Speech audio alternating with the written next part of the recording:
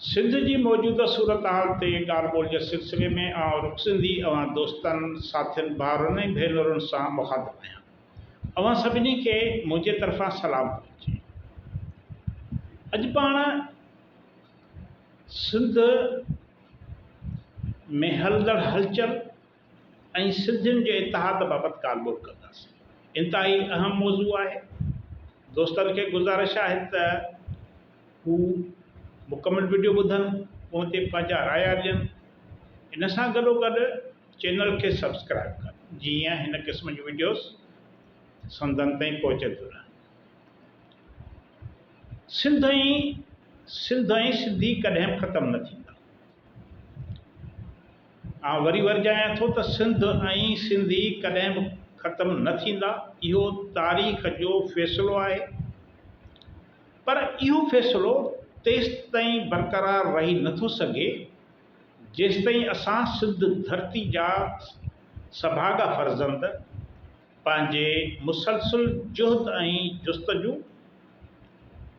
कोशिशुनि ऐं कावशुनि ज़रिए सिंध खे इहो पंहिंजो साॻियो मक़ाम नथा ॾियारियूं जेको संदसि अॼु खां 100 साल अॻु अंग्रेज़नि जे फ़तेह खां अॻु टालपुर जे दौरे में हुयो, या उन खां बि अॻिते हली कलोड़नि, समनि, सूमरनि, ब्राह्मण राज, चच, राय सहासी, सहरिस जे दौर में हुई, जंहिं वक़्तु सिंध पंहिंजे क़िस्मत जा फ़ैसिला पाण करण जी अहल हुई। हू कंहिं धारे हुक्मरान जे ज़ाती पसंद या नापसंद जी मोहताज न हुई। भर वारनि रियासतुनि ऐं क़ौमुनि सां पंहिंजा बिरादराना ऐं दोस्ताना लाॻापा रखण लाइ कंहिं मर्कज़ जे हिक तरफ़नि कानूननि, हुकुमनि, अहकामनि जी मोहताज न हुई। इन ई दौर में सिंध ख़ुशहाल हुई।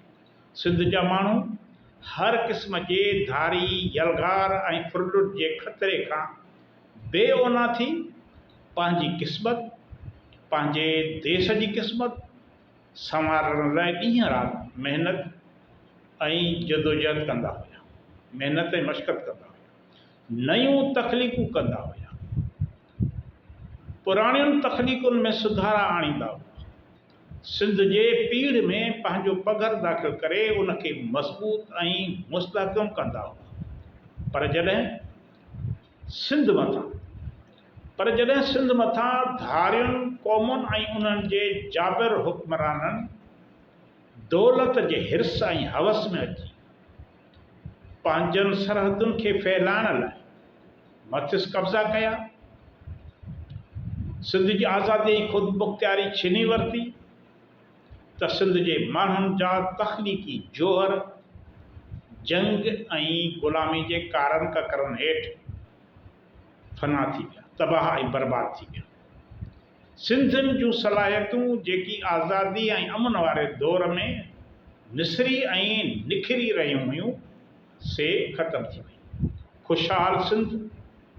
ख़ुशहाल सिंध में ग़ुलामीअ खां पोइ बर्बादीअ जो भूत खूनी नाच नचण लॻो।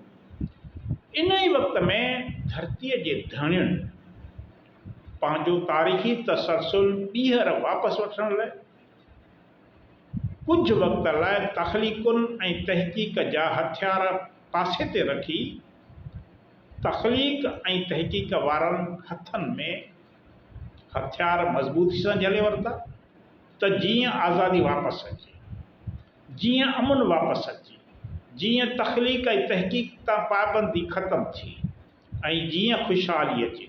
छो जो ख़ुशहाली आज़ादीअ खां सवा, अमन वरी आज़ादीअ खां सवाइ क़ाइमु थियणु हिकु ख़्वाबु आहे। ग़ुलाम क़ौम या उन जी धरतीअ ते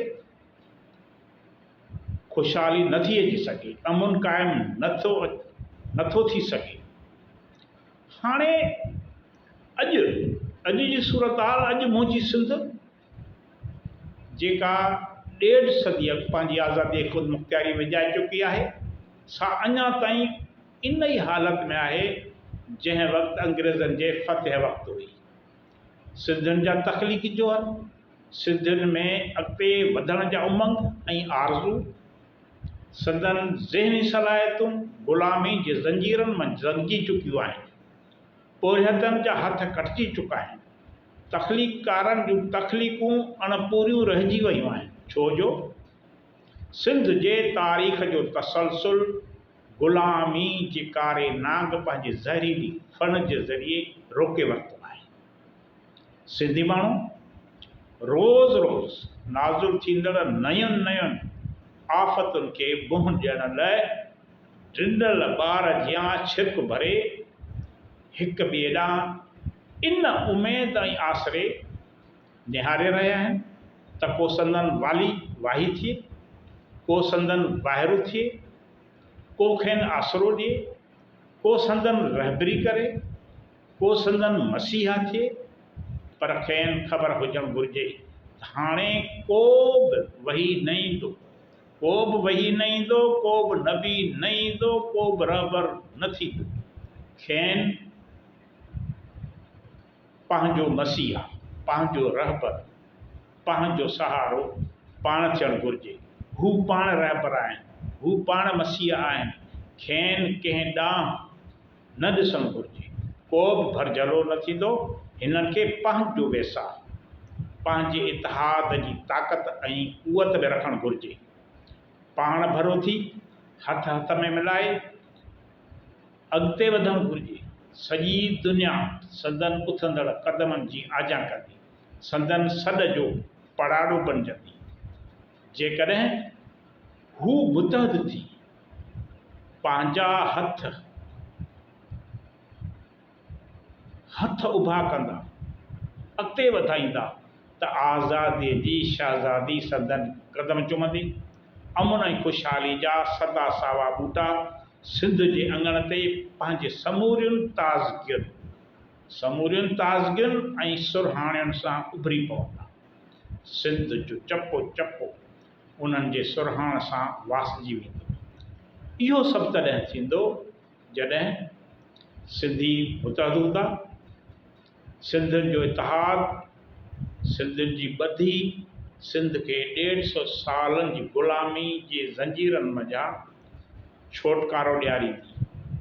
सिंधी माण्हू 150 सालनि खां पंहिंजे ग़ुलामीअ जा नेर छिनण कारणु आतो आहे। सिंधी माण्हुनि जी ग़ुलामी जो ही दौरु जेतिरो डिघो ऐं थकाईंदड़ रहियो आहे ऐं उन जी जकड़ सिंधी माण्हुनि मथां हर तरफ़ खां मज़बूत ऐं मुस्तहकम थींदी रही आहे, ओतिरो ई सिंधी माण्हुनि खे इन जकड़ मंझां पाण खे छुटकारो ॾियारण कारणु हिमत ऐं हौसले, लाॻीती जुहद ऐं जुस्तजू रस्ते पंहिंजी राह तलाश करणी आहे। ही जेका अॼु सूरत हाल आहे, ही जेकी असां ते फ़ैसिला मढ़िया वञनि था, इन जो सबबु इहो आहे त असां पंहिंजे बाह में ॿल महसूसु न कयो आहे, उन जो मुज़ाहिरो न कयो आहे, पंहिंजे इतिहाद जी ॿधी जो मुज़ाहिरो न कयो आहे। जॾहिं असां मुतहद थी पंहिंजा हथ खणंदासीं, पंहिंजनि पेरनि सां अॻिते वधंदासीं त ही सभु जेके मसनूई देवता बणिया वेठा आहिनि, उहे सभु पुरज़ा थी वेंदा। छाकाणि सिंध क़ाइमु रहणी आहे, सिंध क़ाइमु रहंदी। सिंधी हिन धरतीअ ते हज़ारे सालनि खां मौजूदु रहिया आहिनि। हू पंहिंजो अॼु सुभाणे